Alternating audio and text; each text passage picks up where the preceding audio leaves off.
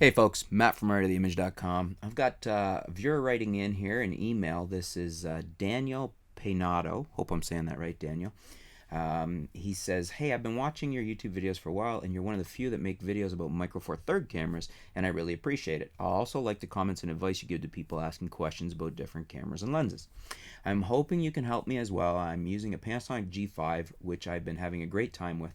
I currently have the 25 f1.7 that I was fortunate enough to get while it was still on the $99 special, and it is my favorite lens. Actually, little side note, mine finally came in. I have the review unit here from Panasonic, but I finally got mine. I didn't think it was going to ship because it had been months, but it did ship out from Amazon. It was on back order forever, and I think it was maybe 2 weeks ago I got it. I still haven't opened the box because I already have one here from Panasonic that I've got for review, but I did get mine for the $99.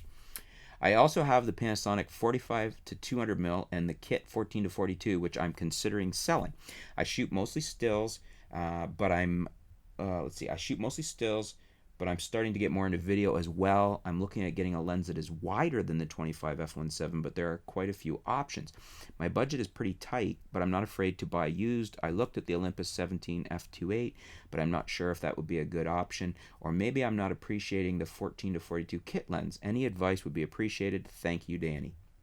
Well, the 14 to 42 kit lens at 14 I think is pretty decent. If you're looking for something faster, obviously it's not that fast. The 17 f2.8 from Olympus is great, but it's not a cheap lens. You could look at some of the Samyang options. There is the, let me see here.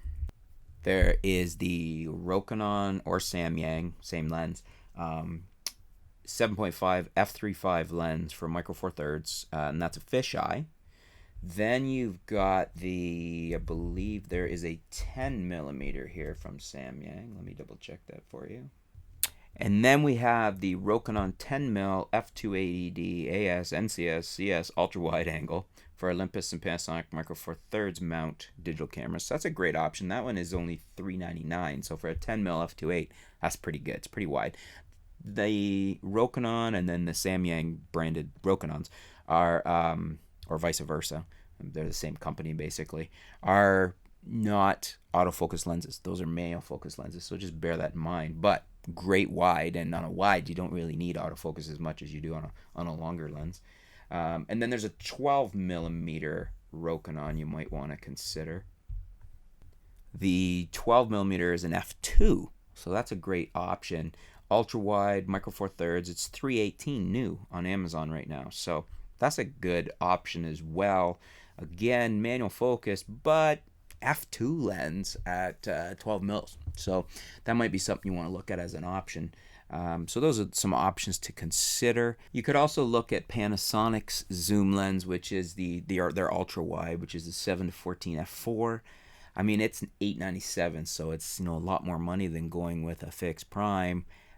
It's also variable aperture, or no, sorry, it's an f4. It's not variable aperture, but it's also not as fast. So I mean, if you got the 12mm f2 from Rokinon, half the price, less than half the price, and twice as fast or whatever, f2 versus f4.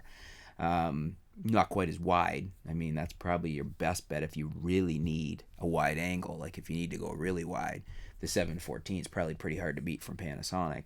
But it's price wise. They've got them here used for $639. Perhaps you could shop locally on Kijiji or on Craigslist for one, or eBay.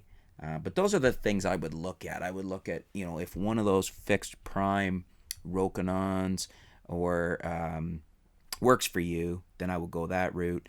If the Panasonic 7 to 14, if you can find that at a good deal used, that's probably your best bet for going as wide as you can in a true Micro Four Thirds lens.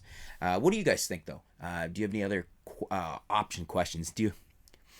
What do you guys think though? Do you have any other suggestions on what to do for wide angle for Micro Four Thirds that I'm not covering here, that I haven't covered? Leave them in the comments below. Let's discuss it. Let's try and help them out. Thanks very much for your question. Stay tuned. We'll be back soon here at artoftheimage.com.